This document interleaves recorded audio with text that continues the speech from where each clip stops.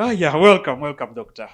We definitely don't take this for granted. You coming to our podcast. This is kind of the reason we started this whole thing, is to Yes, have these important conversations, especially with people like you. yes. So again, we can share with the rest of the world what most of the opinion leaders. That's what I consider you to be. Yeah. I'm a grassroots woman. Yeah, exactly. Most of what the opinion leaders, what's on their mind and where they think the right direction of this thing should go. So thank you very much for coming to Big I'm Conversations humbled by and Honorable very People. honored. Yes. Yes. Yeah. So to start off, so this maybe I'll just give you a brief so you don't get caught off guard. No. But what we are trying to do with this podcast is bring back that sort of the more local culture of conversing. So before like colonialism, so before like foreigners come, not even the white people, the people from the east and all that, before they come to Africa, the way we usually communicate from generation to generation is through stories. Yeah. Your parents tell you a parable, or they to scare And you. folklore. Mr. Hare, who is always very tricky. Exactly. Then the elephant will always come, and then tortoise is always the witch doctor. Exactly. Yeah. You come and push it close. I think. Yeah. Maybe that. Pull it a bit closer. Yeah. How is that? Is that right? Okay. Like that. Yes. Is that okay? Is that okay? Okay. All right. Yeah. So yeah, exactly. So that's what we are. I mean, you're not going to tell like Mr. Hare stories. No. Yeah, but what we still want to do is take away the structure. So most times when you go for like an interview, there's this structure. People come with a list of questions. Maybe they give them to you in advance, so you come prepared with like talking points and things like that. Usually things that make you sound very smart. I mean, you're a doctor, so you're obviously very smart. But I'm not. but that alienates people who listen. So people who listen come up with these categories of this person, since they're very articulate, I can't be like them, right? And No. yeah, so what we try to do here is again have this conversation with you, share it with the people so people can relate and be like, oh, this is we try to keep it as natural as possible, but still again, if you prepare content that's still good, if you have like facts to share, that's really good. Some of these things, one of the professors is called Douglas Stone. Says he has actually a book. He wrote a book holding conversations on matters that are holding difficult conversations on matters that are dear to your heart. Yeah, Yes, you true, don't true, need true, a write-up. true, You true. really don't, because it's a difficult conversation, but you have to hold it. It has to flow. Yeah, I it agree. has to flow. It has to be natural. Otherwise, this thing of statistics, doctoring things, alleging and cosmetics. Sometimes we need to break the walls. We just need to be who we are. I see. I totally agree with you. Yeah. One of the things though that I wanted to start with off is the 200 million, right? Yeah. So MPs right now, including MPs from NOP, where you're Yes. the vice president, right? Yes. Have received 200 million, right? Yes. At a time Yes. where it could have bought 10 million vaccines, Yeah. right?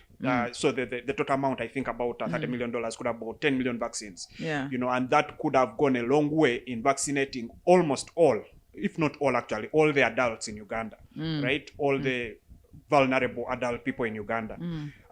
And these MPs could have still got that 200 million in next year's budget, right? They could have, the way things are planned, they could have said, let us postpone this allowance because this money can be used to actually tackle an emergency, right? And so my question here is, where is the leadership lacking here? Because in my opinion, I don't see President Museveni compromising on this way, because he'll do anything to make sure people, especially in NOP, look bad, right? So when the government gives people in NOP 200 million, I'm going to be like, Museveni is bad, but maybe the NOP guys are not that good as well, right? So for him, he'll make sure that happens, right? But where is the leadership in opposition? In NOP, now you guys are the opposition leaders, and I must Officially. first confess I'm FDC, so Yes. I can see the blue. so there is NOP and the rest of opposition, right? Where is the leadership there to show there's some solidarity? This is a time of emergency. We need to make big gestures to show people that there's the money has come. It's not in our control, but what are some of those big gestures? Or where is the leadership there to keep people hopeful that it's not politics as usual? Yeah, thank you so much, idea team. Thank you for this very, very much needed platform for every person. And thank you for inviting me to be here. The 200 million, the bad, the good, the bad, and the ugly. I think we look, in my view, I would not look, the receiving by, among others, the members of parliament from NUP is actually at the tail end. It's a dried leaf that is falling down. Let's look at the root. Let's look at the root of this evil.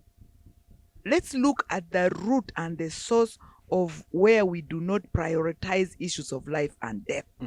In fact, it is not even the 200 million, that dry leaf that is falling and showing that, or the tail end of this nice tilapia. I love fish. The head is so rotten. Now you are looking at the gill, at the tail end, that last tail end, Yes. So it is about looking at it holistically, as a system that has failed, as a state that has failed its citizens' ab initio. It is a manifestation of, among other things, even the schools. Look at the schools, how the schools were closed. Parents, we had just paid school fees one week. Some of them from Soroti and Arua were caught midway. Okay, look at all those things holistically, because when we just start expanding, and then we will lose the focus, and that's what Museveni wants us to look at. 1, 2, I still insist, our victory was robbed and stolen. That's the okay. Victory. Our victory was robbed and stolen. So a thief will always remain a thief. A robber will be a robber. He's not going to all of a sudden become the owner of this item. So he's going to do whatever it takes to give a piece to the LOC one who are just identified him, and so on and so forth.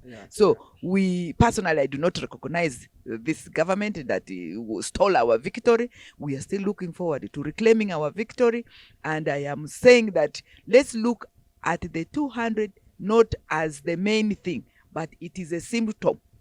It is a symptom of a very grave state institutional failure. I see. Yeah, okay. So I don't think we have me personally, I don't disagree with you on that. Yes. Right? So when a dry leaf has fallen, don't you pick and burn it? Will you leave it to rot on the compound? No. So, and then why are the NRMs also not saying, please, we should? So you remember what Museveni said some time back? Please vote for me, anybody who will sleep and wake up and say aye. And you also see what is happening. Yeah. Okay? So the whole parliament, the constitutional of the parliament, the objective of the parliament has actually failed. Look at the 3 arms of government in that context of the 200 million. Which judge receives even 100 million? Which judge? Judiciary, executive, and legislature. Why is the emphasis of this rotten head of tilapia only on parliament? Because it has seen that the parliament, whatever happens, can be manipulated, and is being manipulated. I see. Yes, is being manipulated. Okay, to do whatever it takes to implement his militaristic ideas. True. To the exclusion of all citizens. True. Yeah. So here is the question though, right? Yeah. When NUP, chose to come into this fight. Yeah.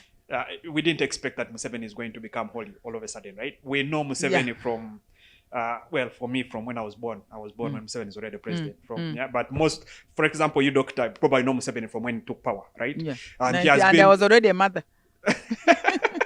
Yeah, exactly. And a teacher. Yeah, and he has been playing these games. Yeah. This is his form of politics. Yeah. And when NUP comes onto the table, they know who Museveni is, right? Yes. But then, so now situation comes, I think this is very unanticipated even by Museveni, where we have like quasi-natural disaster, right? Yes. COVID has come, and we're in a situation where we've already misappropriated, how we allocate funds.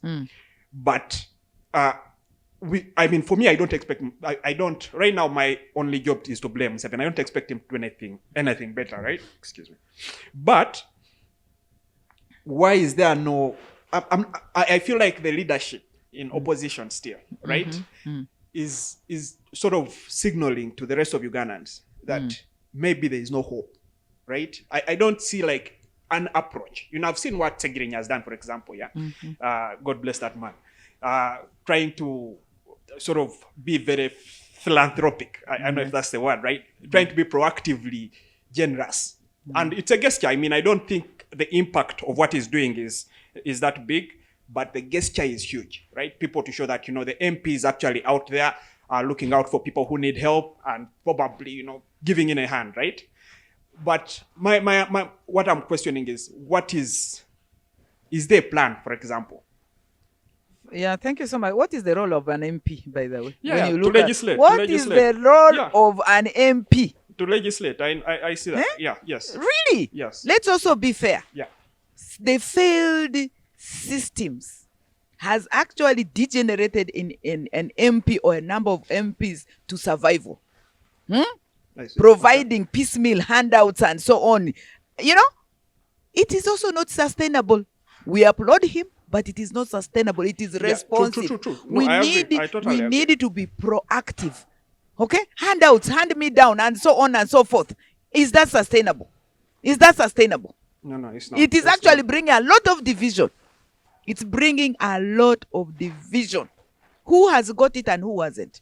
Okay? Because also he has inherited, or they have inherited, a system that totally failed.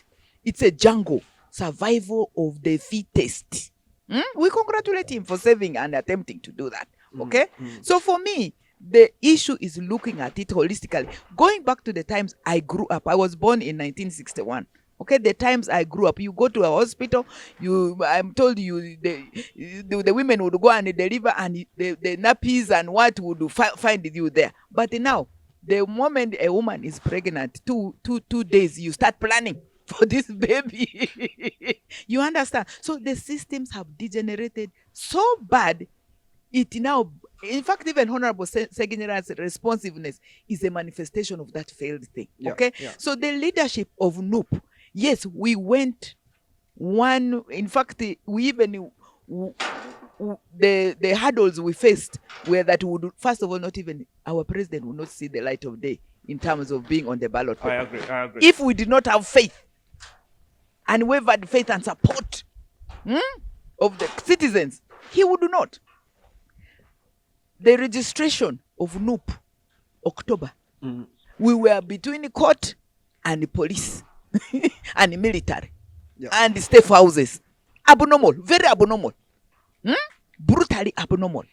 And then 3rd of November, we leave Magere to go for a nomination of our president. Really, we were the team, the A team. By the time we left Chiambogo, we were in rags. We were in total rags. It has never happened anywhere before in history. The most where your presidential candidate reached was running on bare feet. Okay? Ours, we were stripped naked. No, One of our members of parliament right now, that is Honorable as Joel Senyonyi, they actually put a canister in between his manhood. Oh, okay, I didn't know that. These were people where, I'm telling you, I have a scar up to here. Okay. Now, nomination of a presidential candidate becomes a battlefield in Mogadishu. Okay? By the time I reached home, I had blood all over me. We were all over in hospitals. I was half naked because my beautiful designer made kitenge was torn by military men. Nomination. Yeah. Nomination of an armed people. Okay? Yes, we did not anticipate even that would be unaddressed and stripped on nomination day. I see. And then they even delayed to release the program, for the electoral commission. Just taking you to where things went, okay? Holding you there, true, to come to these issues. Yeah, please. And by the time we left for Arua, from here to Arua, our first region, it was tear gas. It was not even pepper spray, chemical spray. Transiting from one place to another, military, you arrested. Our president ended up, and the team, the bodyguards, we had to, very goodwill people, and we want to thank them for that generosity. Without any state resources. but people's goodwill, and the bravery and resilience and courage of our president. That inspired all of us. Okay? And by the way, none of us had actually gone on a campaign team like a trail like that, but we did. We did, and we did very, very well. And of course, the military, when they saw the campaign trail gaining all this momentum, when we reached the Koboko, do you know where we were received in a nice way, not through the barrel of the gun like in go. The police, you do a tracking, you do an investigation. Many of them were not brutalized, are on Katebe, or they are in places you cannot even find in Uganda. So but those ones that, yes, penalized. they are rewarding violence against us. And you saw what the current Speaker of Parliament said. It is on record. I am the one who totally brutalized the NUPU and the NUPU offices in northern Uganda, so I need to be the Speaker of Parliament.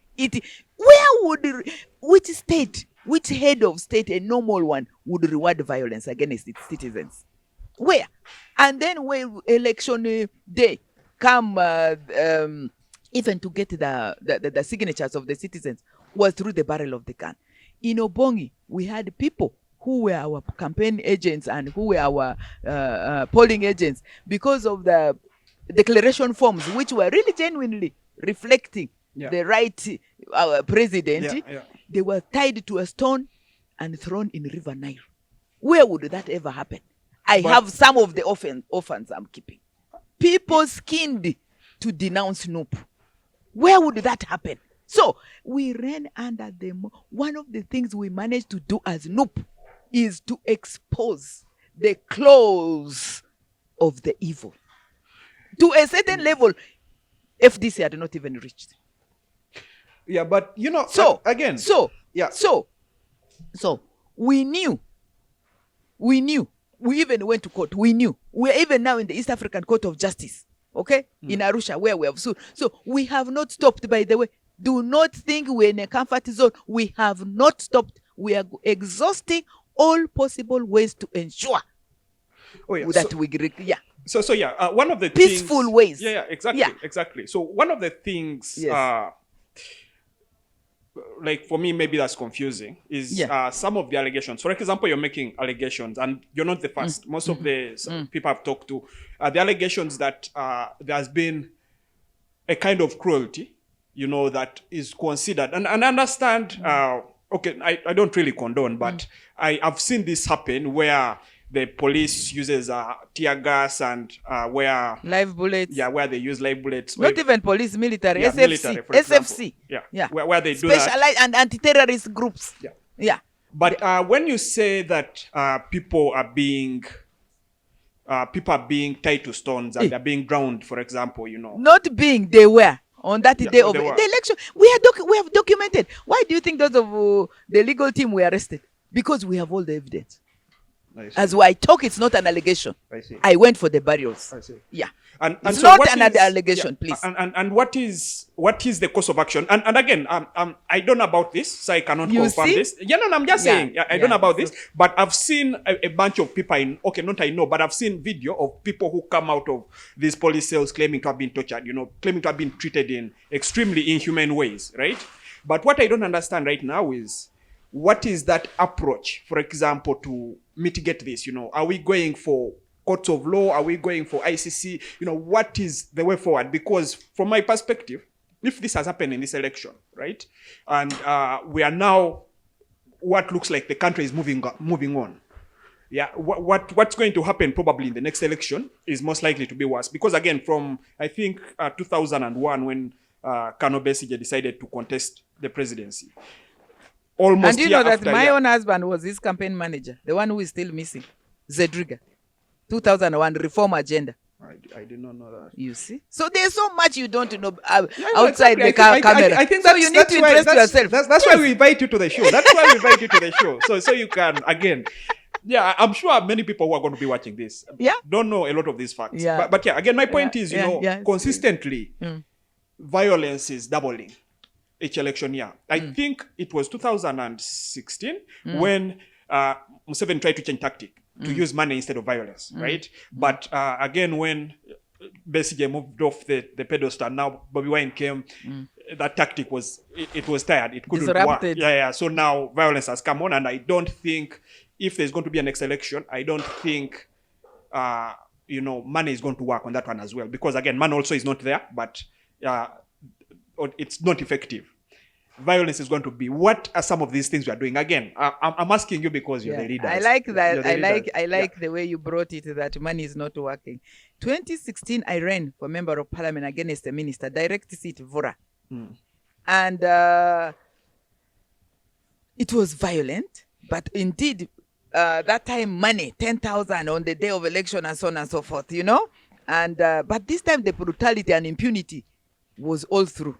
From the nomination day, myself, I was brokered and offered 2 billion Uganda shillings to denounce NUP. 2 billion, by a lawyer, by the way. 2 billion. 2 vehicles, was air that conditions. in 2016? That was 2016. No, this is not 2016. This is, I'm talking You're of saying NUP 2021. now. Okay. Yeah, okay. I'm talking of 2021. Yeah. Okay? And then a big air-conditioned office in office of the president, and I declined. And when I declined, I was warned that I would be abducted. Indeed, I was abducted. I see. I was abducted by military men, imprisoned with men, and undressed. It is on record, and later on produced because of international pressure and national pressure and people's pressure in Lira Magistrate's courts. I still have, I wish I knew, I would have come with the bail form. And when I was being brutally arrested by military men between Oyam and Apache, and I asked, why am I being arrested and beaten by military men? No woman, not even police. I was told I should keep quiet because I'm being arrested to keep me alive. They had directed them somebody had directed them to shoot me on sight.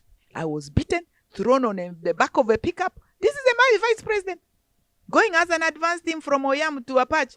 Now I've left my presidential candidate campaigning with the team, and I'm, going to transiting. And where do I end up? In Iloro police station, totally covered by military barracks because of my presence. Imprisoned with men. And then later on produced. I was arrested on the 11th of November. And then later on produced the next day on Friday. At 4 p.m. in Lira Magistrate's courts. And when I was produced, in fact, even the state attorney sanctioned the file in court under pressure on phone. And I was charged of deliberately spreading COVID. I have the bail form. Yeah. Okay? Yeah. Where on earth would this happen?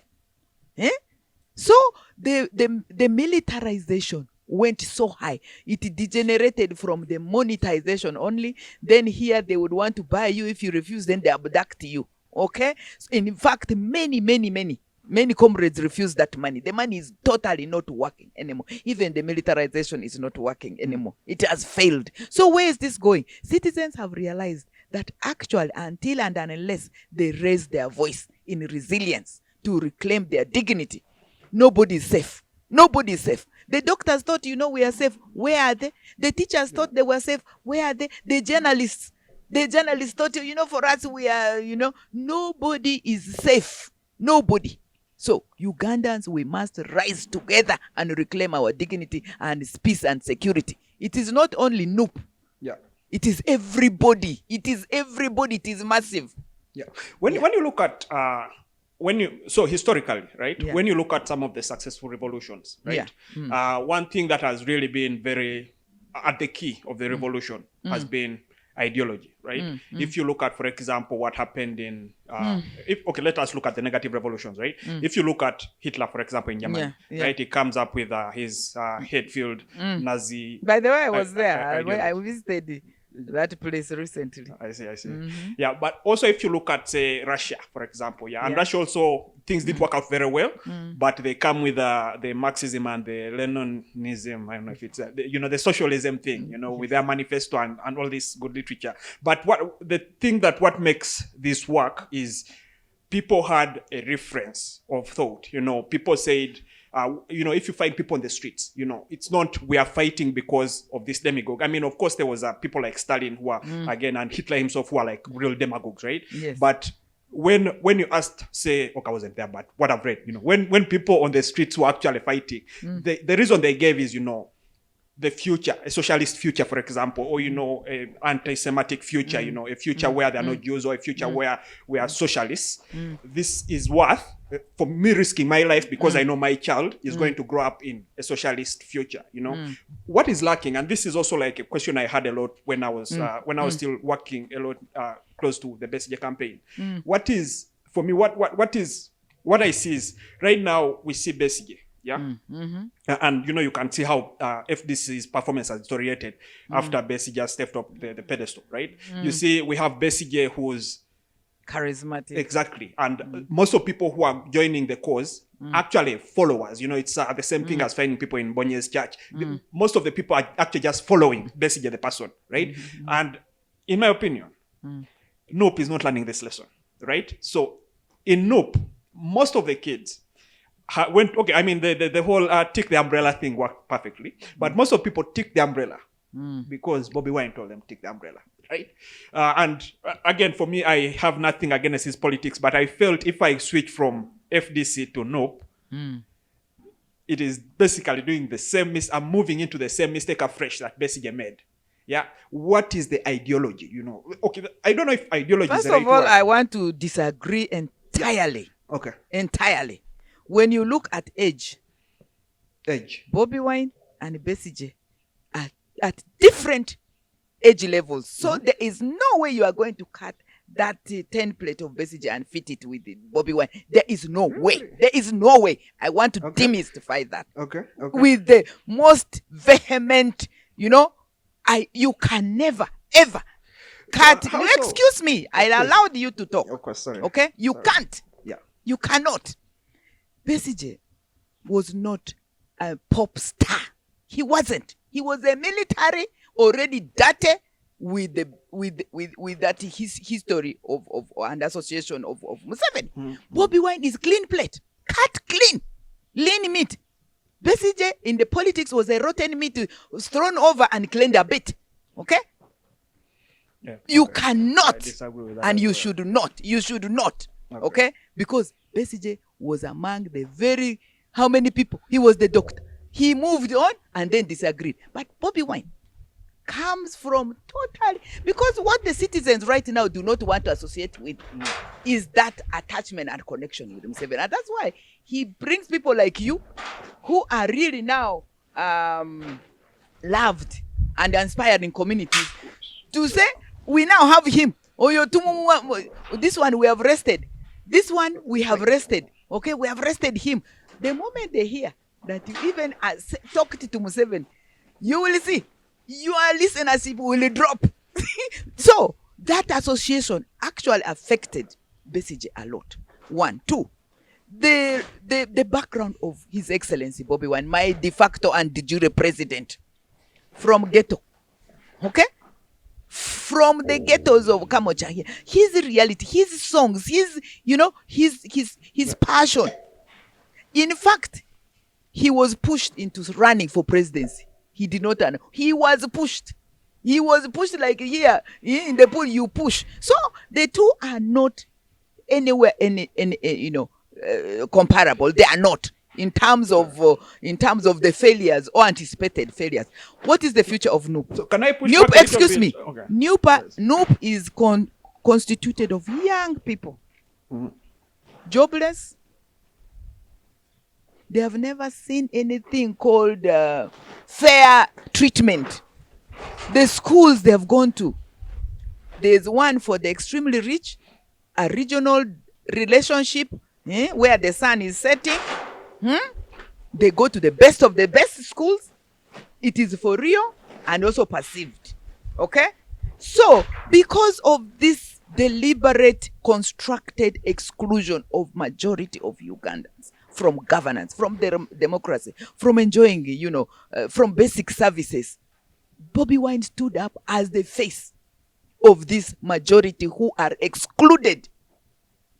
from the national cake and the participation for a very long time, for 3 generations, I think, 35 years. So his appeal, is summarized by an old woman on the day of election. Yeah. Deep in Acholi, I met this woman. Mama was going with her stick. I saw Anna White. Hey, where are you going, Mama?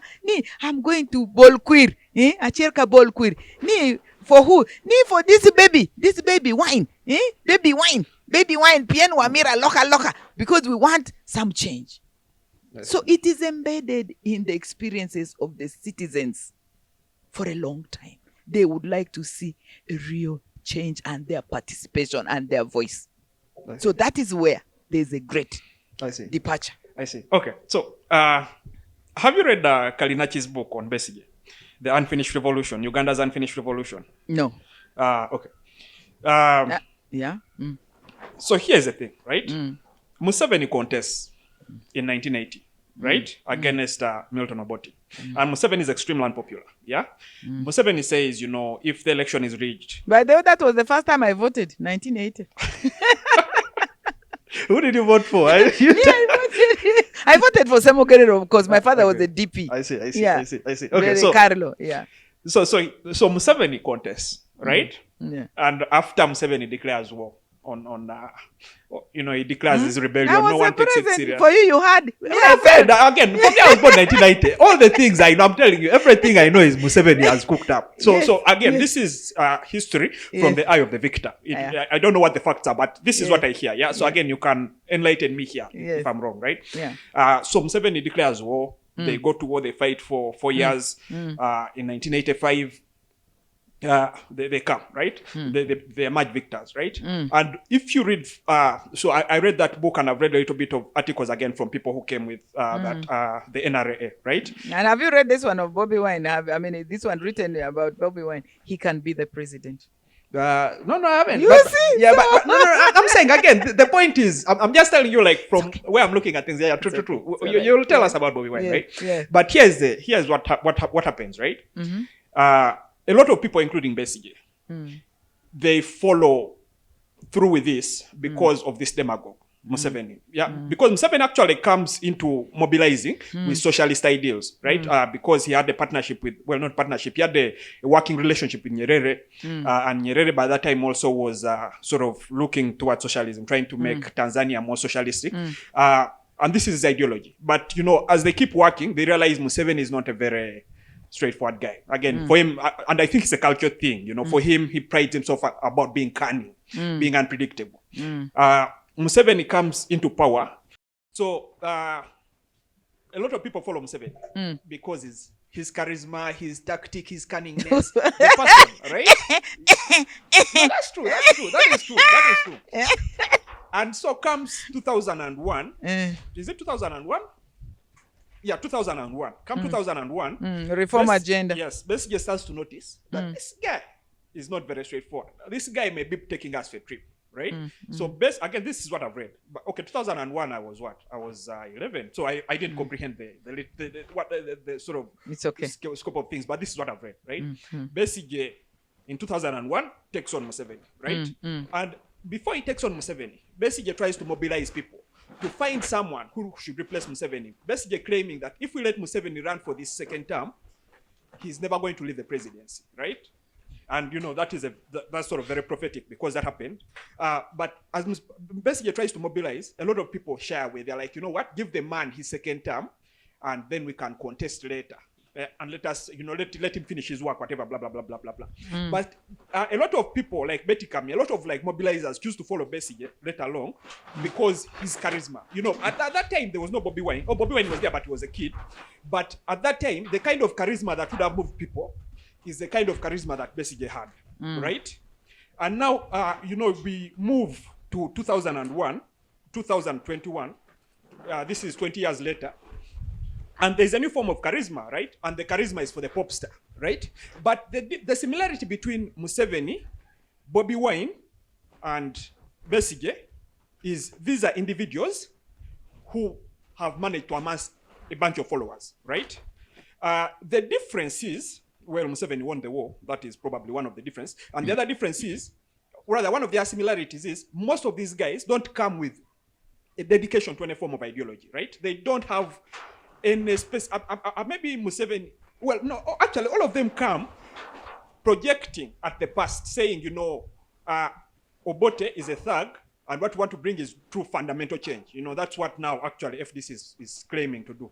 We want to bring true fundamental change. That is what Museveni did, right?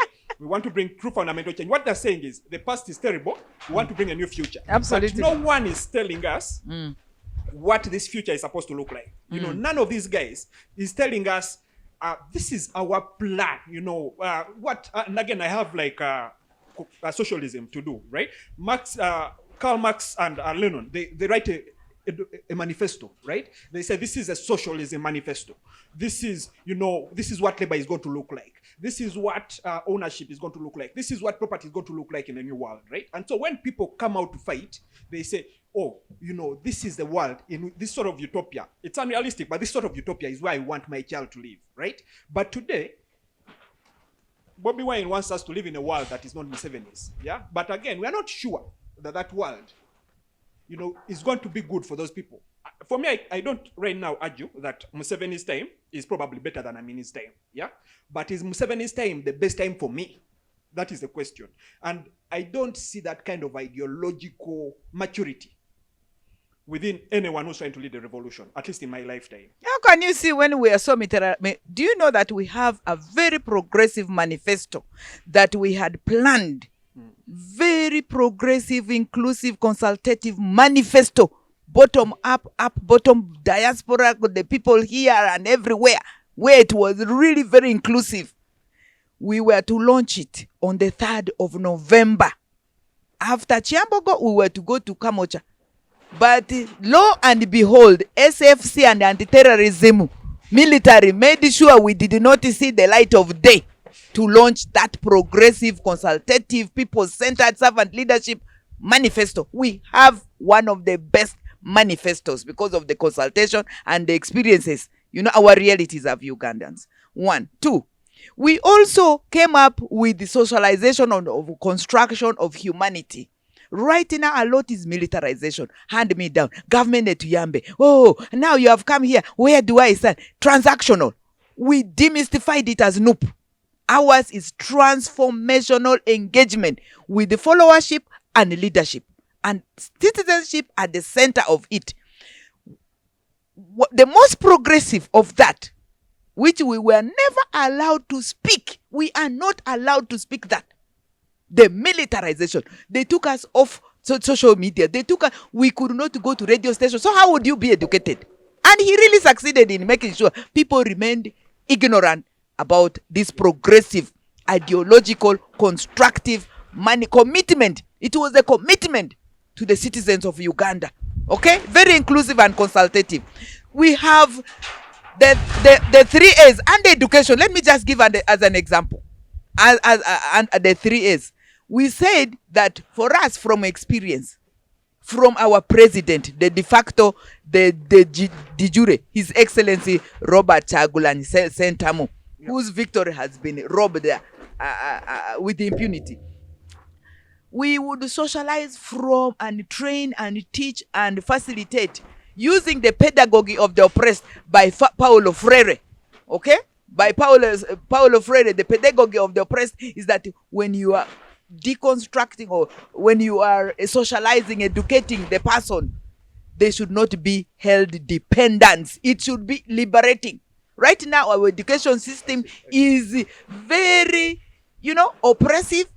You cannot be liberated. The mindset. So we looked at the 3 A's. It is there in our manifesto. Okay. The 3 A's. We would identify athletics, academics, and the arts. Okay.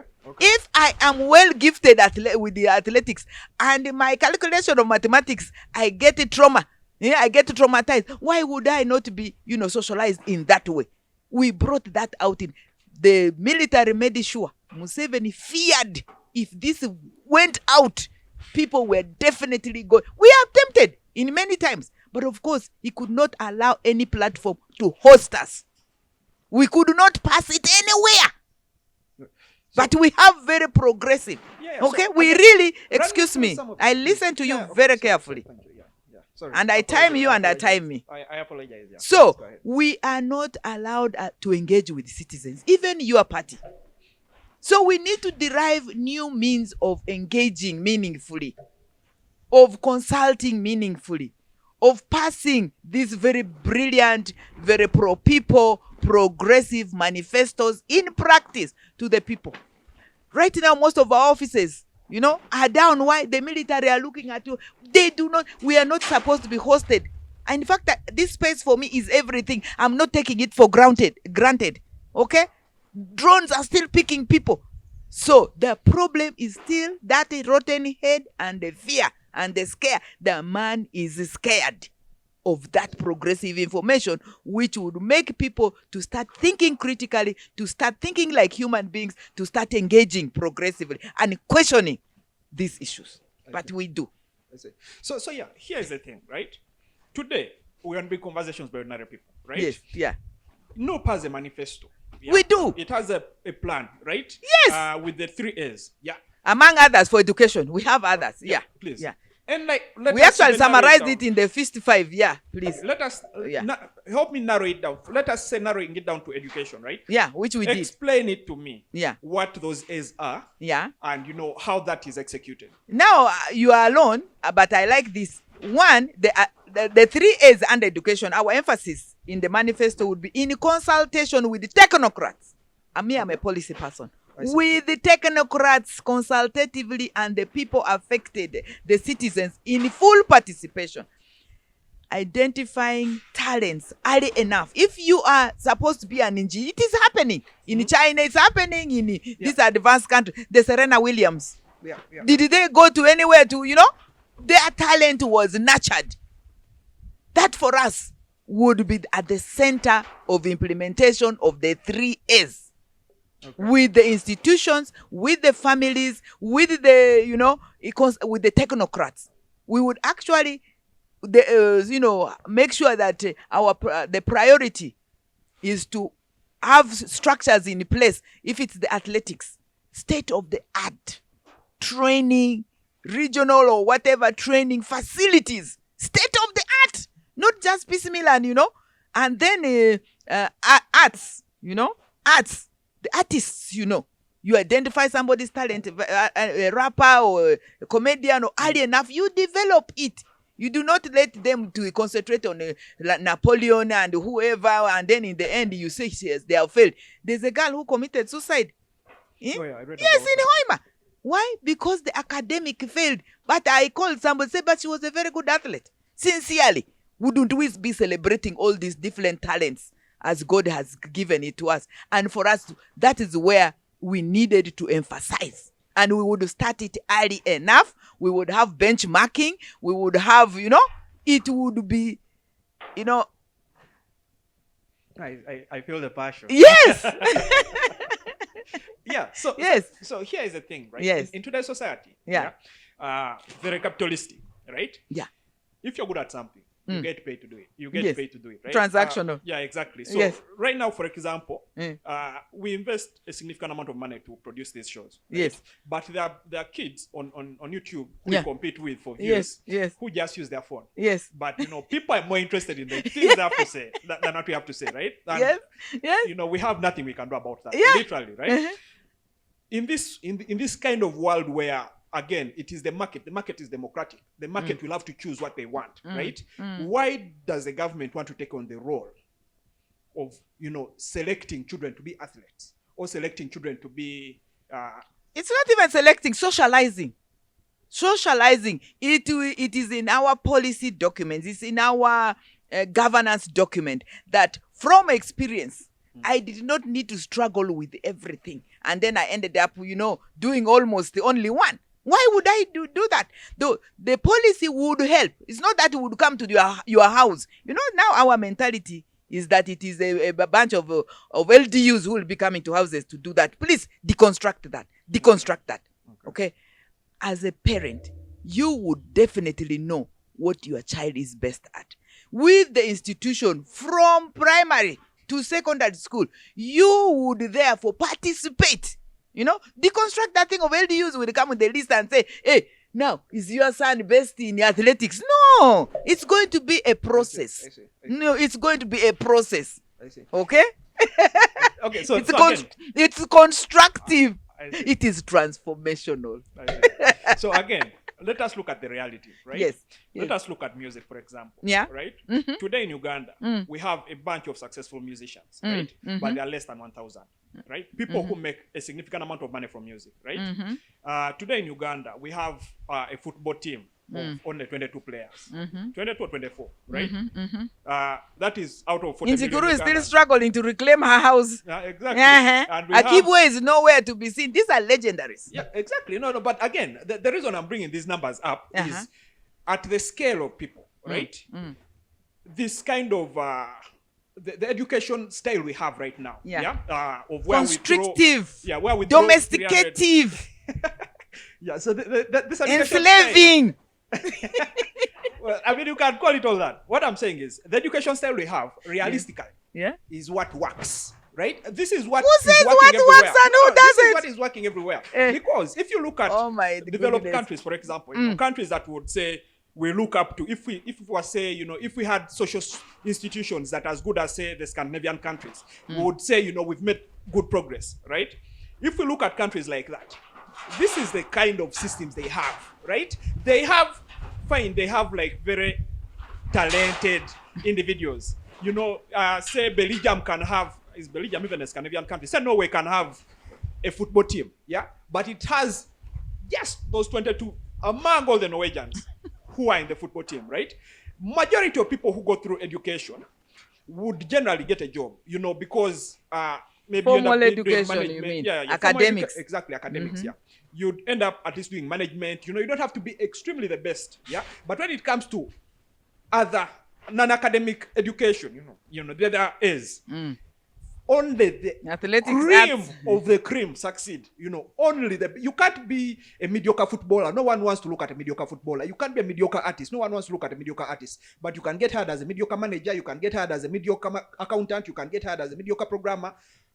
The role of the education system as we have it caters for those not so talented people, the mediocre people. There are a bunch of people. There's a significant amount of people who would have been musicians, great musicians if they were nurtured, but there's also a good number of people who just don't have talent. And those are the majority, in my opinion.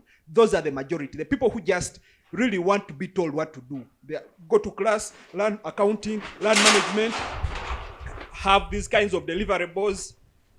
That's a significant part, right? And if you want to revolutionize education, the way Noop is suggesting, humanizing it, not to revolutionize, humanizing education. Humanize. If you want to humanize in a revolutionary way, yes, you have to show some numbers that show that whatever you're suggesting could work, right? And we actually do. Really? Where? Yes, that's the thing. If it doesn't work anywhere else, why would it work? We actually do. We actually do. One thing I would like to state is that the socialization of from where you are leading the conversation or where you are, moderating the conversation comes from, in my experience, a cut and paste thinking. Yeah.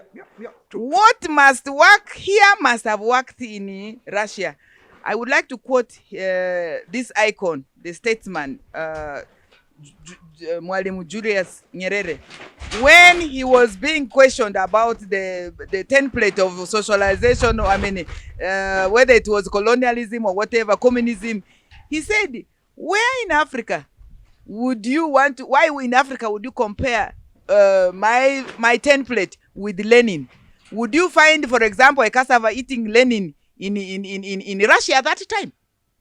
Would you find millet eating, banana eating, Yeah. So why would we, if our situations are different, not appreciate our realities? Why wouldn't we? For example, our dispute resolution system as Ubuntu is about mending relationship. We copied the one from the colonialists. Knife. You are either right or you are wrong. But for us, It's about humanity. It's about mending the relationship. It is the needle logic. Okay? Yeah. We abandoned that. But until we're going back, when you look at a project that we piloted to 1998, and I was the national coordinator, and a number of entities came. You know, I'm from the bench. I'm a judicial officer. Yeah, no, up to today. I was at Okay, your I'm from the bench. podcast. So when we did the prison, yes. there was a summit for the prison conditions in Africa. Conditions of prisons were so bad. Young kids with adults, they were really, really very inhuman, degrading, cruel. So major reforms were proposed for the whole of Africa, Anglophone Africa especially. And I was working with the late Justice Platt with the Law Reform Commission. And the Law Reform Commission then used to be hosted at the Postal Building. The last floor, I remember very well, sometimes we would even walk there. It was a pilot project where we reintroduced a hybrid of humanity in the process of correction. And that's now why we have the community service project. Community service project has incorporated, that reparation, repentance, and so on. Okay? So, my take here is that we should leave cut and paste. We should appreciate our own ways, traditional ways in times like this, especially where capitalism, where transactionalism, rather than transformation, has totally thrown away the value of humanness, the value of relationship. It is about cash. You want to see me? How much are you paying me? Yeah. You want my voice? Where do I sign? Where is the brown envelope? In the end, it is not sustainable. Okay? But when something is owned, when you socialize somebody, you experience that. These people, it will have a multiplier effect. Absolutely. It will appreciate our own ways of dealing with humanness, of respect for human being. For example, when the colonialists came, I'm told that they came with the capitalism and got our humanness working together. You are because I am, since we are therefore. So they brought sweets, gave to some village children. Last time I told you that story.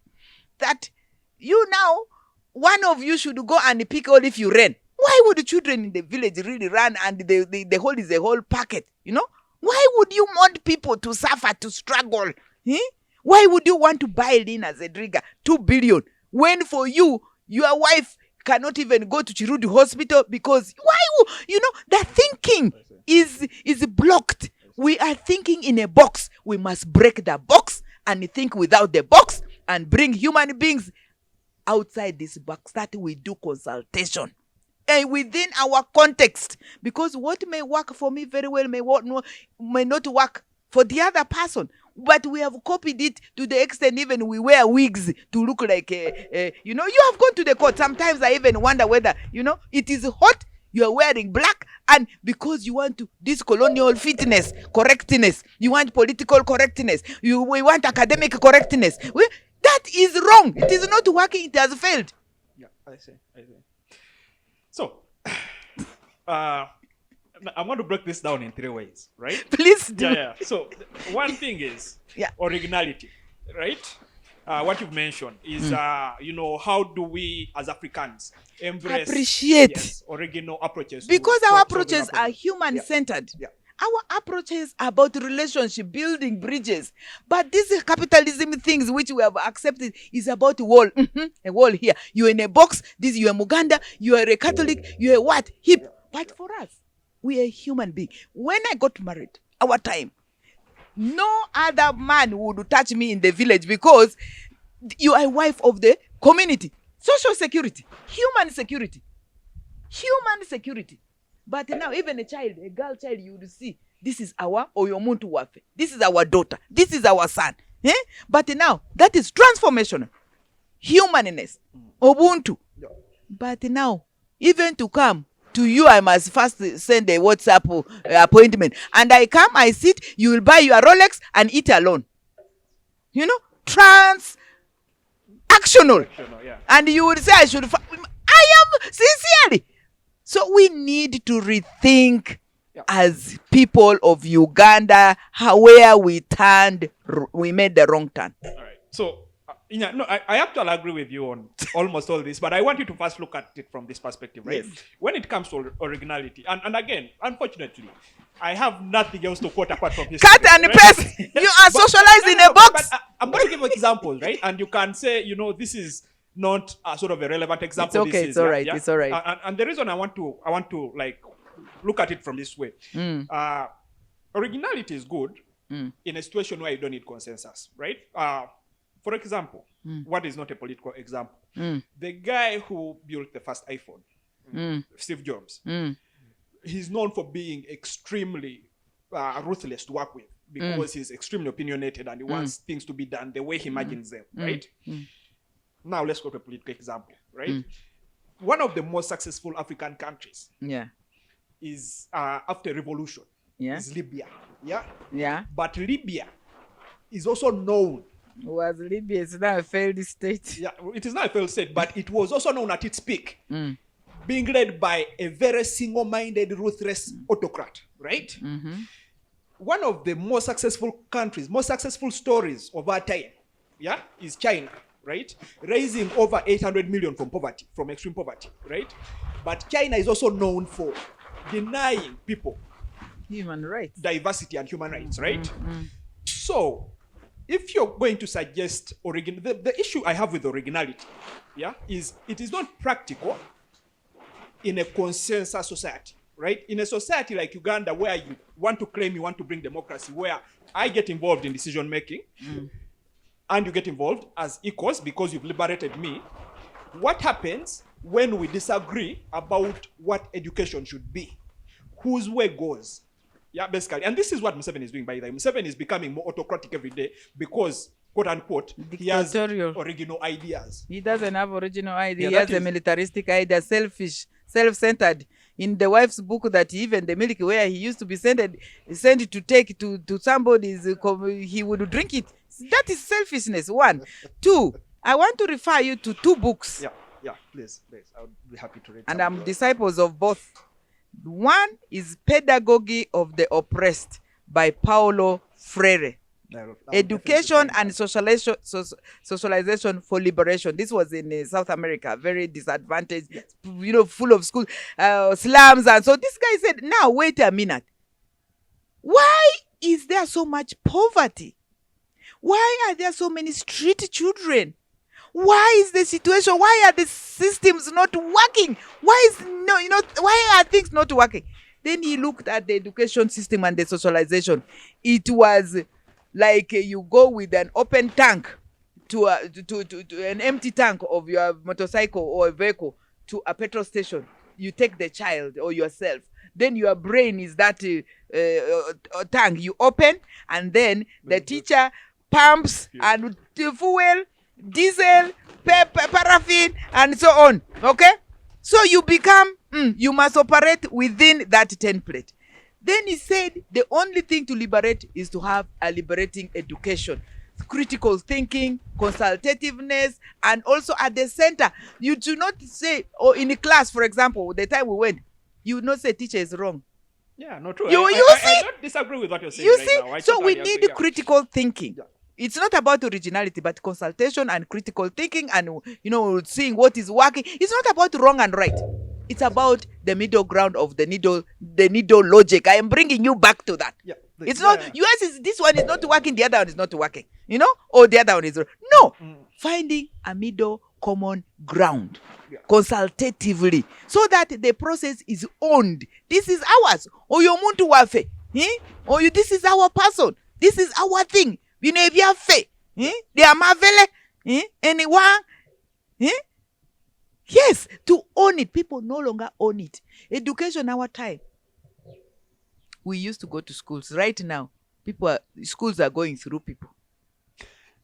You go to Makerere. Yeah. Thousands. You teach and then others are learning by rumors.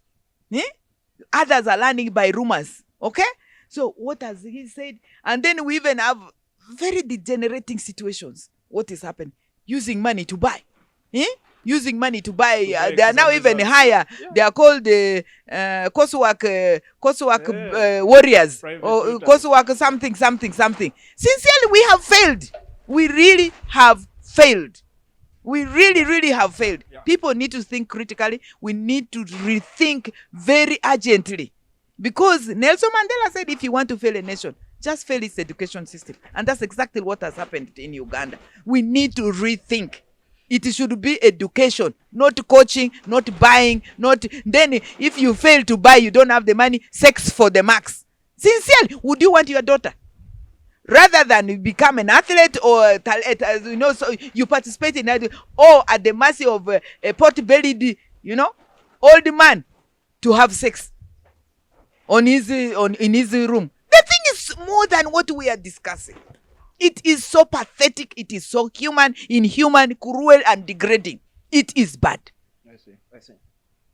All right. So let's move on a little bit to Uganda in the global scope of things, right? Because in fact, the second book is about rules for radicals. Oh yeah, please. Yeah, by Soul Rules for Radicals. Read that book. Yeah, Soul Alinsky. Yes, Soul Alinsky. Yes. Okay. Yes. I'm going to check them out, and hopefully people who are listening will also check yes, them out. Yes. Yeah? So yes. the other thing I wanted to highlight again from the first there's a good monologue you gave, very passionate one there. Yes. And I agree with most of the things you're saying. It's just I want to be the devil's advocate here. So no, I can that's your perception. People's perspective. Yeah, exactly. For you were socialized in a box. Me, I wasn't. So I operate without the box and outside the box. True. So the other way to look at Uganda, right, is from the global perspective, right? Yes, yeah. A former colony or protectorate or whatever the white man called us, enforced boundaries because, again, the boundaries are... And even on the land here, the 9,000. Yeah, all that stuff. If you look at sort of historically Uganda from a global perspective as a colony of the British Empire, and also today, Uganda's this nation. There is a book. I forget what the book is. I'll just put a tag on the episode when you're editing, because I remember it. There is a book that where this American lady claims that what we are doing right now is sort of like a farm for militias. Yeah. The Fine Mess. Yeah, the Fine Mess by Helen Epstein. Exactly. That's that is the one, the Fine Mess. Yes, I have read them. I have read them. Even the Confessions of an Economic Hitman. Have I read that one? You need to read. Maybe I'll, The Fine Mess by Helen Epstein. The Fine Mess. That is. And we chat with her. Oh, nice.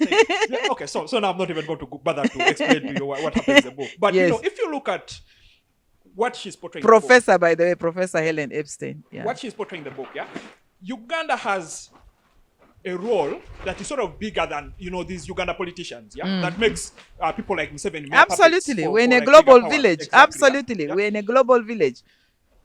If you come up with ideas, some of the ideas you're saying, liberating Africans, doesn't that contradict the interests of some people? Because again, from my perspective, I don't think Museveni is a bad-hearted person.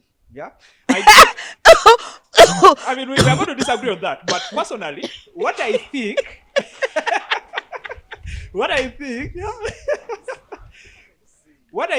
is the man is just incompetent. I think calling him a bad-hearted person is giving him too much credit. Uganda is not designed to fail. Uganda is just failing because there's no competence to actually build things that work. That is what I think, right? And the reason I think Uganda is led to fall free is because there are interests that are bigger than Museveni, who prefer a world where Uganda can, produce these militias that can help fight the Islam wars and whatever, the white people wars, while Ugandans themselves are kept below par. And the thing about having a liberated country, having 40 million liberated Africans in this middle of East Africa, is, the region, stability. If we become like, say, Sweden, for example, or Switzerland, and say we don't want to interfere in anyone's wars, then that's a problem for those other interests. How do you approach foreign affairs, for example, from like the new perspective? How do you approach foreign affairs, knowing that we have interests, but they may not necessarily be the interest of the best interest for the Ugandans may not necessarily be the interest for the most people who command the most violence in the world. Thank you very, very much. I now have totally mastered the trait of your thinking. Yeah.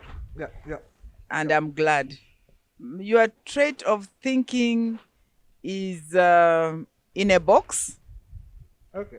It is actually sealed in a bottle. Okay. But that is okay, because that was the education and socialization you went through, and that's why you need to liberate yourself first of all. Yeah. You need to liberate yourself. You need to liberate yourself, but it is good. You are on track. You're on the right track.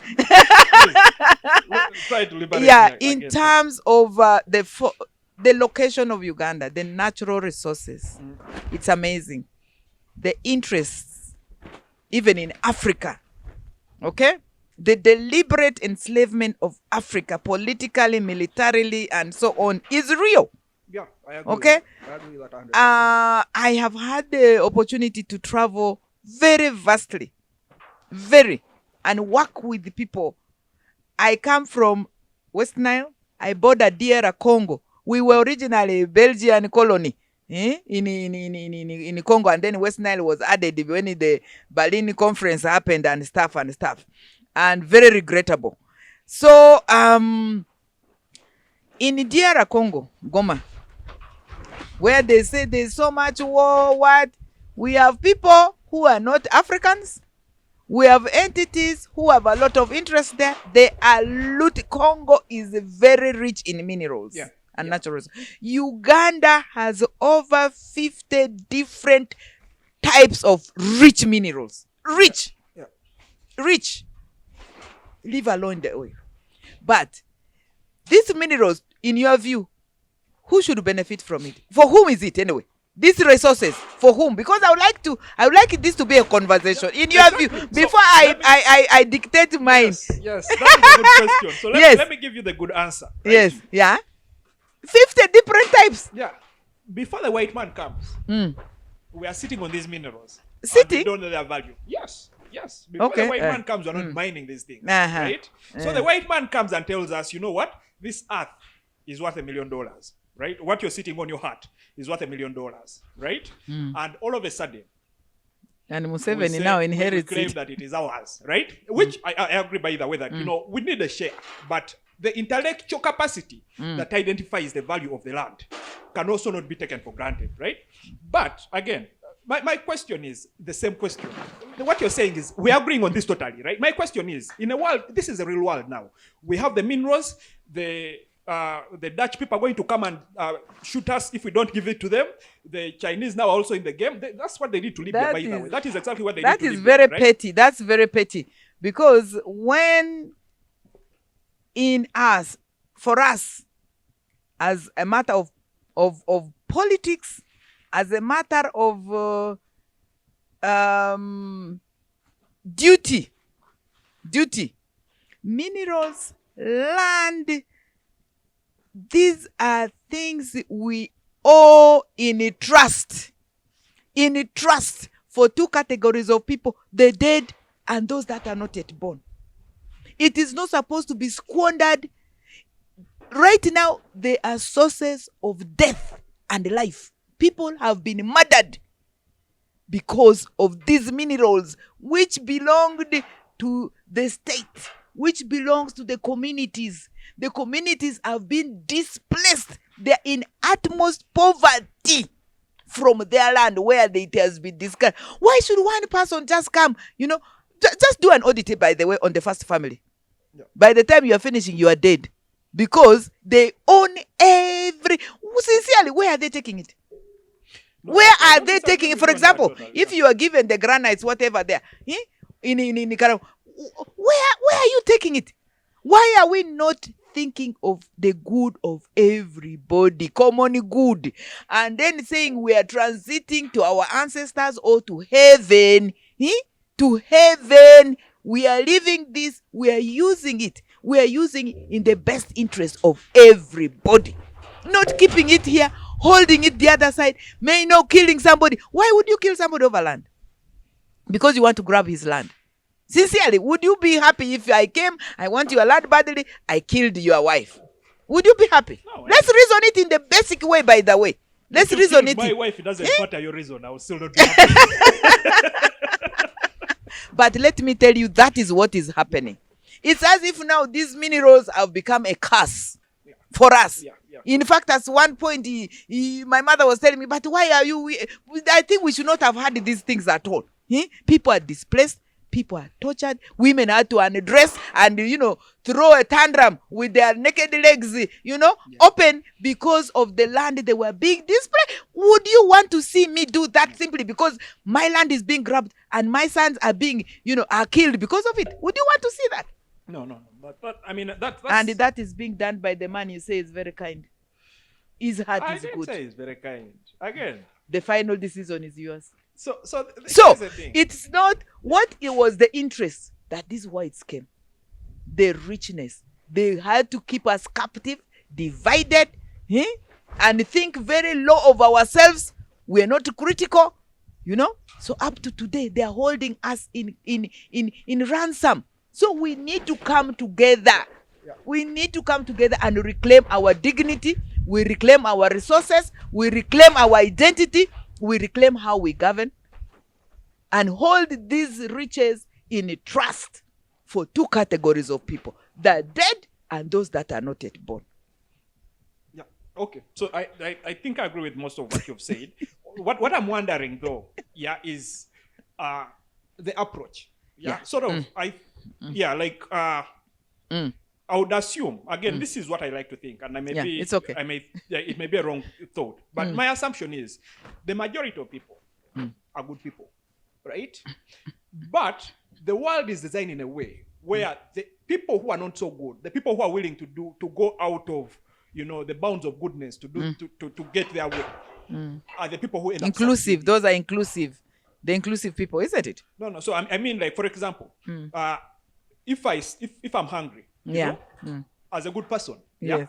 I would come and ask you for a job. Yes. I would come and beg for food. Yes. Right? Ask. You don't beg. In Africa, we don't beg. The food belongs to all of us. You don't beg. You actually wash your hand and eat. Yes. Okay. Kale. You don't beg. Okay. Yeah, now. So, but another person who is willing to go beyond the bounds of goodness, when they're hungry, they would attempt to steal your food instead. Yes. Right? Or even kill you on top. Yeah. Or even kill you on top of that. Right? In the world we live in today, Chanja, right now. Yes. In this world, yes. The person who is willing to kill you is most likely to succeed in life than the person who is captivated by these good ideals, good morals, who is imprisoned. I also want to call it imprisoned. And you mentioned heaven. When you mentioned heaven. Yeah. Wagulu. Exactly. Bua. Again, for me, that feels like, what's the word?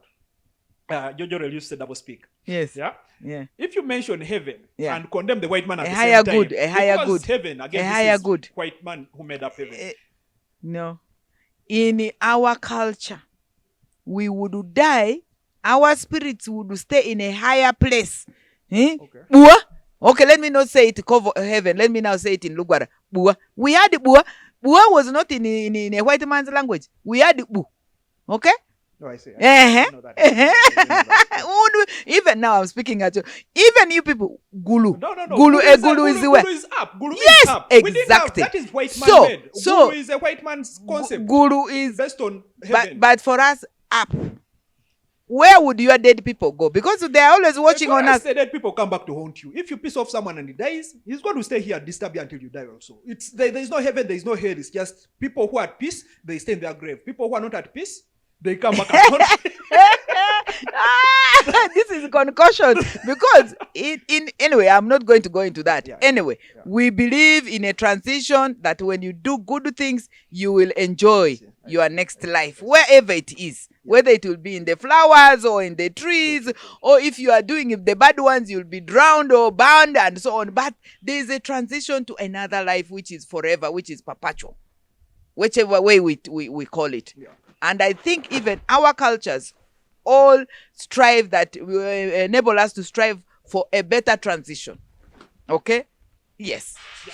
So let us actually, because I think we're even almost about to wrap up. Yes. Let us now let us leave this politics thing. Let us leave the big conversations a little bit. Yeah. Now let us talk about you, doctor. you know the person. And I know you shared your story already on the Idea podcast, but this is going to be a different podcast, and some of our viewers are not the same. Yeah? So yes, I would appreciate if you tell us, from your upbringing, and I know your story of being the tiny tough girl. Yes. Tell us about who the doctor is and where you come from. I don't know how many minutes I have because the 60 years telling this person of 60 years. Well, thank you so much. I was born on the 8th of September 1961 in Olevo. Olevo is found in Ajia, Arivo, Vora sub-county. It's just near the border of DR Congo, and our city now then was a town is Arua. And I was born as the third born of to Carlo Abuku and Magdalena Yotero, and both of them have passed on. May their souls rest in peace. Very humble people, very, very humble. And Carlo happened to have been the only son, surviving son of out of the they had four sisters. So he was under immense pressure, to live up to the expectations of the community. And we grew up in a very, they call it extended, but the African family, where my mother's side and my father's side, everybody descended, because he was a primary school teacher. Yes, and so my other brothers both have since passed on. David Ondia Atria and Joseph Abejwa.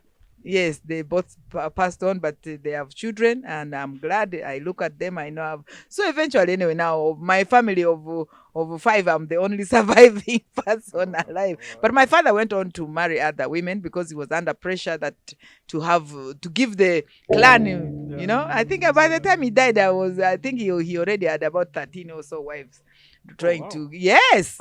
And some of them much younger than me, by the way. Some of them much younger than me,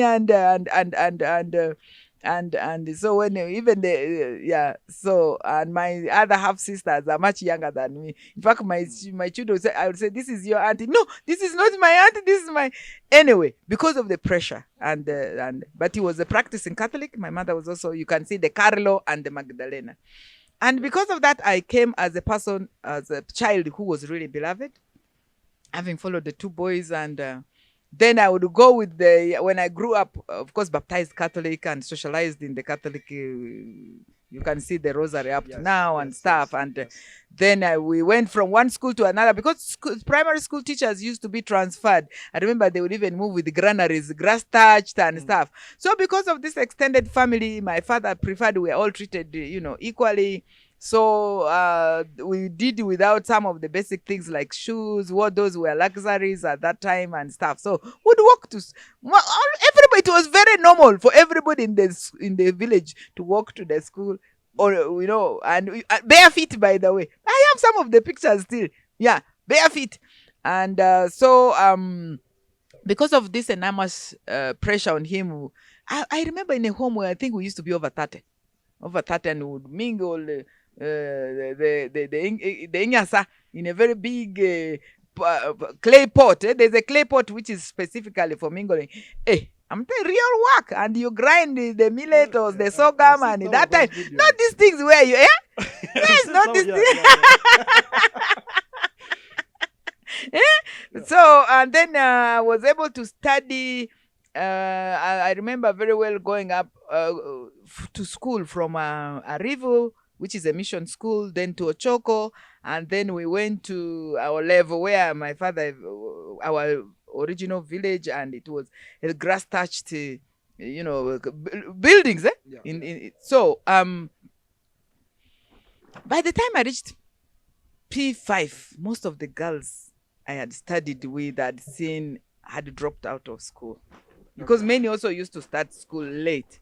And it would be like, no, girls don't do. My generation, it was an abomination to go to school, that you are training this one, you are spoiling her. She's going to get so she's going to become a prostitute. So you train her at home, and then we would even remove the teeth. We had the passing. Yeah, we had the rite of passage. The girls go and remove the lower teeth, either 4 or 6. My mother has removed. I also attempted to remove my teeth, but But the person who led was a coward. So she was called Nia when you reached 12 years. But I'm telling you, the adventures of growing What the would village. be the point of removing the teeth? The point is a rite of passage. You are now grown. It's a sign you are now. I see. Yes, yeah, it's a rite of passage from a girl to this teenager to a woman. Yes. And they said also culturally, our generation were not supposed to eat chicken, eggs, and so on. So they would even tell my mothers that if you don't remove your teeth when you are still alive, then it will be removed when you are dead, and it will be more painful. So my mother removed the 6, and removed the 6. That was the point. But it was really a rite of passage yeah. So I think Central here, that's the time the girls start pulling, you know what? Yes. So ours was the teeth. You remove it. It was the sign when you see this one now, you know, it's a rite of passage. So then, of course, my father wouldn't want me to do it, but peer pressure. And we were sleeping on mats. These mats you see the women carrying from Kawempe, Ebiwempe. Yes, I slept on Ebiwempe until went to senior 1 in Sacred Heart in 1975. Yeah. So by the time I reached P6, we were 2 girls with Lucy Ochiru. Then P7, I was the only girl. And then we had men like you in class, you know, with beards, married. And in fact, there was one whose sons were also in the same school. That was how far we came from. So I studied very hard, and I want to thank my father, even when he's in the next world, because now I got the challenge that I'm the only girl. Then in some schools, there would actually be no girls in PLE, primary living. So I was the first girl actually in Ivora to go to secondary school, and I was the first girl actually to pass very, very well, and got admission from Sacred Heart Girls Secondary School in Kulu.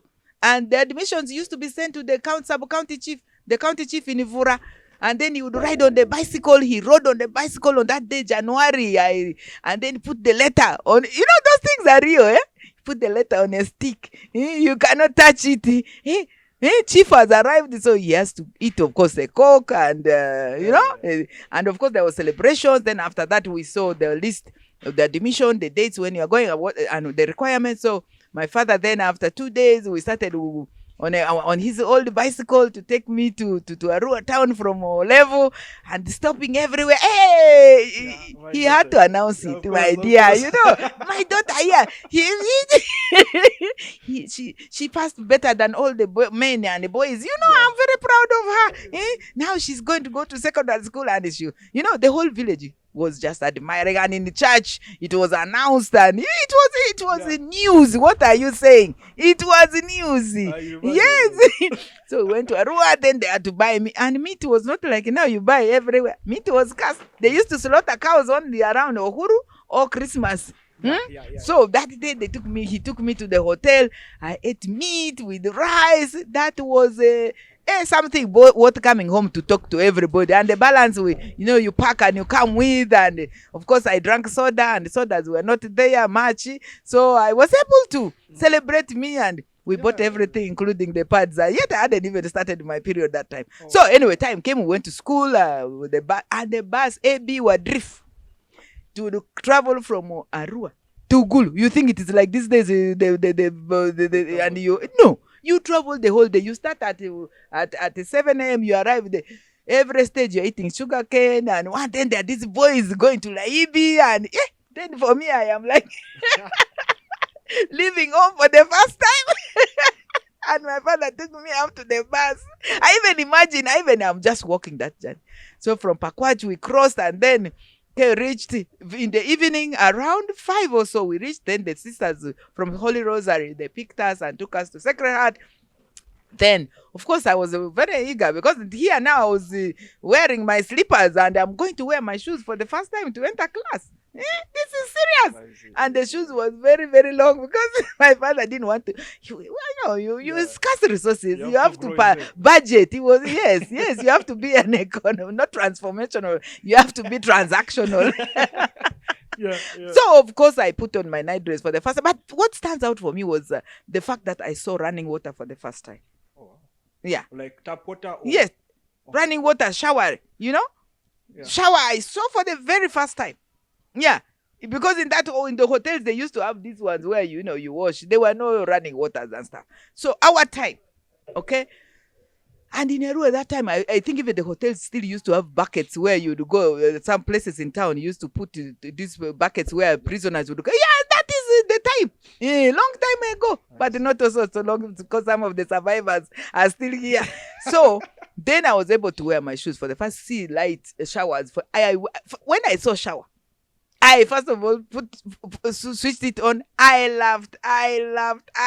Because I'm used to bathing either from the river, river, yes. Then from there, of course, I had a lot of things to learn, including how to shower in a shower, including how to switch off the electricity from the switch on, not blow it like Kaduba.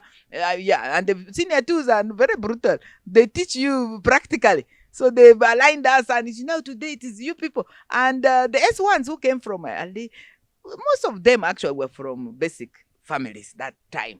Okay, we were all learning from one another. Of course, then from 75, 76, 77, 78, I sat my S4, and then I passed very well. But then the war came. In between, I was a favorite child of the sisters. This is a school, single school for girls, yeah. And we had just had a transition from the Veronas to the Mary Immaculate Sisters. Sister Marietta was our headmistress. She would speak English. She was like British trained. She would speak English from under the nose. Very, and I admired. Then the nuns, I remember very well. Sister Marietta Comboni, an Italian. Then Sister Catherine, a Scottish sister. Then Mother Lena, Sister Rana. They loved me so much. I was tiny, hard, raw, naive. Just call it. Somebody who has not seen water running from. But fetching it from that level of a person you encounter. So they used to also teach in some other schools. So I remember very well, Sister Catherine would put me in the Volkswagen, and the other was driving. Yeah, the Beetle. Then give me some sweets. And we go to La Cho Seminary, we go to La Ivis and Joseph, and our skirt was pink. And in fact, the first one I got was it was the biggest. But then, pink and white, and yes. And so it was very exciting. I loved it. It was a lot of learning and unlearning for me in terms of just the basic things, how to eat with a spoon in the dining. Yes! Yes. Do not take it for granted that you grew doing it, and no, don't. So you hold it, and they used to teach us that etiquettes. How you hold the fork with this. This is how you cut it. Then you have to, and we would sit like 4 people at a table. And our time we used to eat eggs in the morning, boiled eggs, bread, a whole loaf for 2 loaves for 4 people at the table, milk. At first when we arrived, we would eat from the village, everything. But after 2 weeks, we also would eat like the senior force, the middle of the bread. Then the rest is thrown for the pigs. Then meat, fish. Really. Meat. And then we'd have breakfast, milk, with the bread and eggs. And then break tea, we have mandazi with milk tea, and then lunch we are going to have either meat or fish. This beans thing, I don't even know where it came from. I don't know where it came from. And then in the evening you are going to have bananas, and really, in fact, it was better to be in school in the Sacred Heart than going to the village, to my home. And quite often I used to stay in the school. Yeah. And was it paid for school or was it free school? It was mine. I got a bursary. Oh, I see. Okay. But then, even if you were to pay school fees, it was very basic. Very basic. Yeah. And then we never used to go with the ziti mattress, ziti wati. No, you only would go with the bed sheet but the blanket and the mattress you find there. Oh wow. Yes. Yeah. Yes. And to go to secondary school. Now I see why you guys look like Museveni. Yes. So it was very nice. And then, of course, we'll start with mass and the prayers. And of course, then was the 1978-79 war of the Amin, and it disrupted everything. everything. Because then I was to be a nun. Actually, I was. And then in that process, I came to Mulago. That time, you'd either be a secretary, or very few of them, or a teacher, or a nurse, because the apostolate for that life was for nursing and for education. But these days they have liberalized, time have changed. So then when that didn't work for me, because I had a phobia of dead bodies. I really had, but of course now I don't. I have handled my own mother died in my hands, my brothers and so on. I had really and people never used to die many. There would be one person, so a dead person passes on your village, you will not sleep alone in there. It was very rare, our time. So then I went to HSC, and I want to thank the late Bishop Trandua so much, because when I was having that transition, he was able to take, have me taken to Mvara. And of course, also I went at some point, 1979. Then 1980, there was the West Nile Bank Front war, which was only in the West Nile. After Uhuru, we ran in a night dress to Congo. I've been a refugee in Ariwara.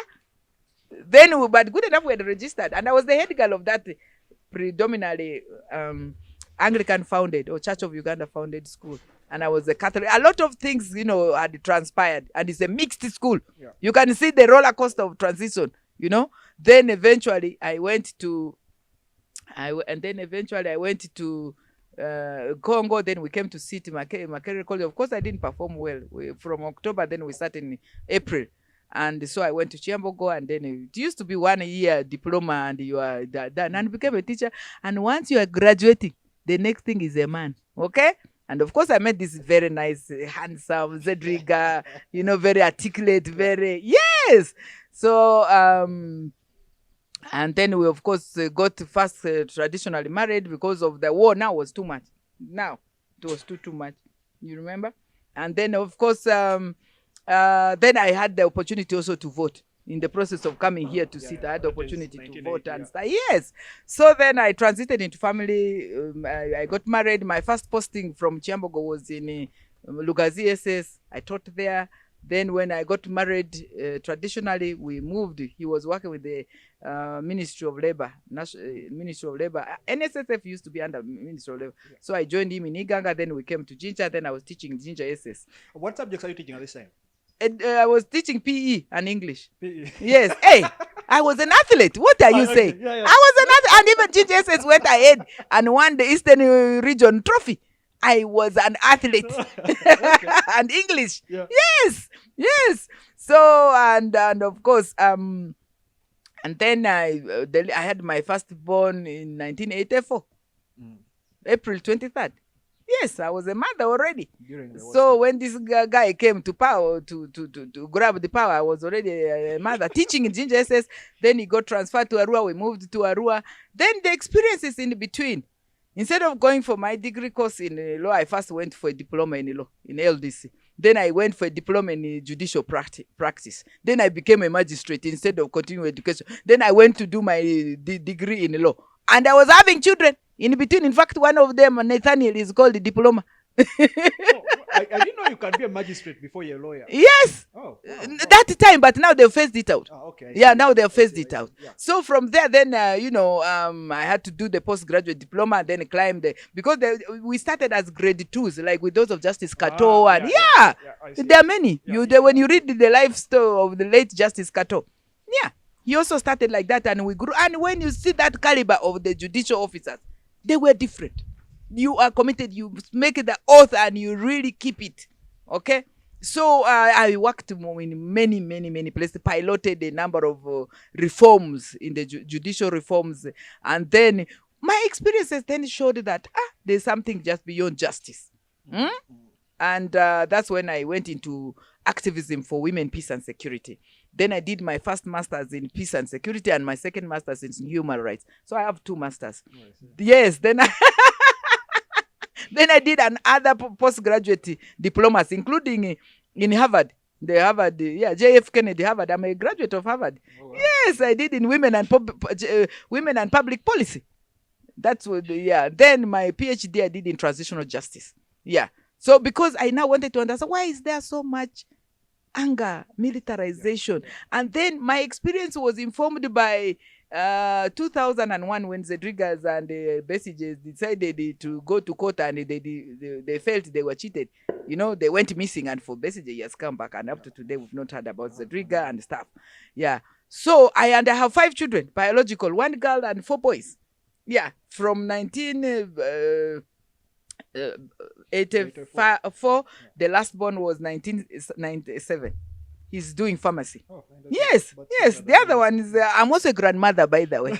Yes, I'm a grandmother. Yeah, true. And yes. So, then my activism was informed by 2002 when 2001, August 14th, when these people went missing. Zedriga was actually supposed to have come from Gulu. He was doing some consultancy with the Save the Children, with the Colonial chokers and so on, about child soldiers and so on. So he went missing. Wait, do you now know anything about... No. Although sometimes these guys in the media say, oh, Zedriga is seen, is it in a safe house, oh, he's in Rwanda, oh, he's in Congo, oh, he's where? He's everywhere. We haven't heard, but we're keeping hope alive. Yeah, we're keeping hope alive. Yes, the kids have grown. Yeah. My daughter also got married officially last year. Yes. So then what happened was we went to Pabo. We were doing some humanitarian education thing, and under a code. Because I was traumatized by his departure and stuff. I needed a transition, and my mother helped me a lot. And prayers helped me a lot to transit. So when I went, we were talking about, women and stuff in Pabo. Pabo had the biggest internally displaced people camps. Biggest, thousands and thousands of people. If you Google it, deplorable, inhuman, degrading, cruel situation to the extent even women didn't have pads, rags, or toilet papers, or backs of, of trees. Traditionally, that's what women used to use. You would not see, and it would be very bad for any woman's period to be seen. Not like these days, it is trendy. The men go and buy a pad, and you are showing off. You would hide it. You check when you're in class. You check if it has leaked. You remember? Because the sacredness of that moment of womanhood in our culture and in some of the religions is very real. It's a sacred moment. You don't even say she's on her period. She is seeing the moon. Oh, I see. Yes! Even in Uganda. Yeah. She is seeing So, these women now didn't have that privacy. They didn't now have that, the basic things.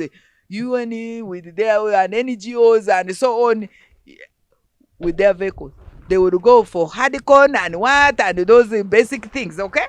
But the most basic personal intimate for women was not there. And for me, that was the game changer.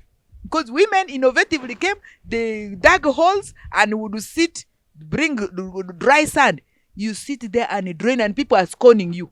You are 30, 40, you're under different trees located strategically, and you have to sit there and drain this blood. It is untold stories. For me, as a woman, that time, I hadn't reached my menopause, so I was also on my period, but on the pulpit, talking.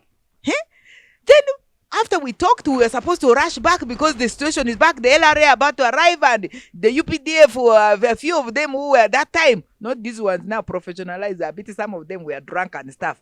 So, I said, why are those women there? They were quite over 30-something. Said, people laughed. The whole crowd laughed. There were over 200 people. People laughed, and we're using Bizindalo like now. So, what? Because if you are human rights, your basic rights, the Geneva Conventions. Then I said, why are these women seated under that tree, just like that, and not with us? Because today it was about women, peace and security. People laughed. So when they laughed, I said, why are you laughing? People are, nobody can talk. They are traumatized. So I said, okay, now tell me, what is it? They are, do it. It came band. They are seeing the moon. I said, what? That they are seeing the moon. I just remember, I'm very impulsive and my energy is Very too much. passionate, yeah. My energy is too much when it comes to social justice. I went to them and I sat down, and then that changed for me the whole narrative around humanitarian aid.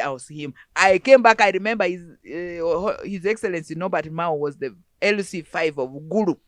Chairman Mao. Ayya! From Pabo to Gulu, we could not reach. I was so into shock. So the next thing, I stormed the office. I said, but you people, do you know that the most basic thing for a human being, for a woman, is missing? So we should close all these big offices, these big. So we went public, and it went even on record and so on. Before we knew it, now all over, people were sending rugs, people were sending toilet papers, people were sending what it became part of the humanitarian, support. It was a scandal. It was a scandal, and for me, I took that on, and then I said, "What am I going back to court to do when there is so much practical things here to be done?" And then I got employed as the conflict advisor. On transition, I took a leave from judiciary. I said, "Please, right now, I am not coming. Oh, my hands are tied. You, madam, you know the money needs ABCD. My hands are tied." I said, "My hands are not tied. Let me go." So among others, I worked in Karamoja. So as a conflict advisor, we were able to design projects that were pro-women, pro-people, and so on. And then eventually I said, I think I need to do a bit of politics. That was now when I started training also other women. First, I didn't want to join. I said, we need to have as many women. Yeah. The Betty among is from Makerere to Apache. The Betty Olo Chans I inspired. She even had an NGO that time. It was called Gwad. In Gulu. I said, you have to run. You know, there are a number of Anite. I trained Forum for Women Democracy. I mentored. So the true biblical thing that the seeds will fall on the thorns, others will Betty Kamias. Yeah, we gave some even. I also did a technical support to FDC. The change initiatives. That change initiative, which is the which is the technical arm of FDC. I was the first coordinator, and we got money. And that was where my exit now happened because of the money. But these are things I'm just saying in utmost good faith, because they made me to experience and be who I am right now. Okay? So then, for me, I had originally said, I am a signpost. Let me train the women. I am an active member of Forum for Women in Democracy. I've actually been even the vice chair and in charge of the human resource, a human resource committee. And then I'm also a member of the Kampala Quality Primary School Management Committee. I am in charge of guidance and counseling. Primary school. I'm a very active member of FIDA because I believe in mentorship. I said, for us, we're the signposts. The signposts don't go to the venue. They have to point. And for me, I was very faithful and really implementing this all over. In fact, when I was unveiled, Honorable Betty Among even made a comment on that. The Betty Among is quite a number of, we worked with the Winnie Bianimas, engineer Winnie Bianimas, and so many. And then I'm even a member of Femwise Africa because we believe in creating platforms, and I believe in the PHU. Push her up. Pull her up. Not PhD. In fact, don't even call me PhD. Just call me Mama Lynn. Pulling her down. I really believed that time we needed, the signpost to let this, because it was so hard even to find a candidate for a woman to run. It was like going through the eye of a needle. It was. That time it wasn't even Forum for Women. It was Akford. With those of Miriam Atembe. With those of Irene Ovonji. With those of Osia. Okay? So a number of the women now, I say, and with those of Tezra, Jamua. Wait, so would you consider yourself a feminist? I am. Okay. That's just that. I am a feminist. Yeah, 311. True. Now, yes. You heard what is going on with that movement right now. Women, feminism, as we are wrapping up, so I have to ask this question quickly. But now the feminist movement has been hijacked by women who don't want to get married. No, that's not true. Oh, right. That now, is not true. I am very happily married with 5 children, biological and grandchildren. You know, feminism is about power, is about voice. So, power, as Saul Alinsky in his book Rules for Radicals, is not something that the one who is holding over wants to give easily. Rule number 6, grab it. Feminism is that we must make sure that we support women's leadership, women's voices, women coming out. Socialization, all our patriarchy has all been, it's dismantling patriarchy. Women have been socialized specifically for domestic work. You don't speak much. Women like Lina, those are now men. Do you know that that feminism and patriarchy conversation, when we ran in 2015, 2016 elections on the direct seats, red paper, headlines, me, the worst of my photos, Miriam Matembe and Tezra Jamo, all the women that ran direct seats, headlines, women with the balls.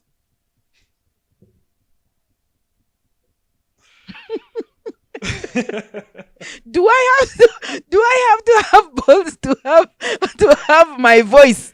I see. So we are saying feminism is about accepting that it's okay to have women at leadership positions. We should not have these cultural, whatever, institutional practices of saying women are lesser, they are weaker, and so on. No, we are the same, and that's all. And it's about challenging the narratives and issues about power. About humanness, about equalities, about so those the men and the culturals and the cultures and the institutions are not going to give it, hand it on a silver plate and then they wrap it. No, we have to have those difficult conversations. I see. Yes. Doctor, as we conclude, what is the legacy thing? I don't know if they asked you this on the Idea podcast, I don't remember, but you know, if there is one thing, in like very few words as possible, because these men are always showing me the clock every time I know. And I didn't even answer that about feminism and marriage. It is not even feminism and not them not being married. In fact, one time people were saying, hey, women lawyers don't get to make good wives. They will come and ask questions. In fact, when I became a magistrate, I remember my husband coming up. He's an artist. My wife is a judge, but I am the boss. I said, do you really have to wear this for me? Anyway, we will have that constructive conversation. I would like it to be the next podcast about power, about the identities, feminism and what, but from our own experiences, not academic, okay, not academic, but you know, having, yes. Miriam Matembe, one of the radical feminists, has one of the best, she's a wife. Yeah, no, I agree. And you know, Dr. Sylvia, Professor Sylvia Tamale has a very, yes, we are many, but we do not have to show it. Marriage, feminism, marriage or not, depends. It's beyond feminism. It's an individual issue, weakness. Okay, you're calling it weakness. I was saying decision, but the feminists call it weakness. Okay, legacy. Yeah, legacy. You know, what is that one thing you feel? And you've achieved a lot, by the way. From your story, you've already achieved a lot. I don't know if your legacy has been achieved already, and now you're in extra time. But, you know, what is the one thing you feel like, you know, this is the one, Dr. Zedriga, this is the one thing that I want to leave on earth when I'm gone. This is how I want to be remembered as me. Well, the one thing I have always said is practically implementing, including recruiting, mentoring women as leaders, women leadership under UN Security Council Resolution 1325 on women, peace and security. And my legacy is that you are like a candle. If you think you are going to blow this one out because you will shine better, that is a lie. Light as many candles as possible. And get icons like Mother Teresa, people who are there on the moon. Then you can land on the star. The icon is not about you. It's about remembering what Angela Mayu said one time, this iconic lady. People will forget how you looked. People will forget how, but people will never forget how you make them feel. Your interaction with people should always be about making people feel better about themselves, and also acknowledging that as a human being we make mistakes. Say, apologize, and then finally, do not let the world define you. Define yourself, the way you dress, the way you speak, the way you walk, the way you laugh. Be who you are, but do it from your heart, not from the stomach. Because what goes to the stomach goes to the toilet. What goes to the heart will multiply. Thank you. Well, thank you. This is the strongest point to conclude. Thank you very much for accepting our invite. This has been a very enlightening conversation. And yeah, we definitely are going to follow up with the other one on power. I feel like we've not had the full conversation. Yeah. Thank you very much. Thank you very much, Doctor.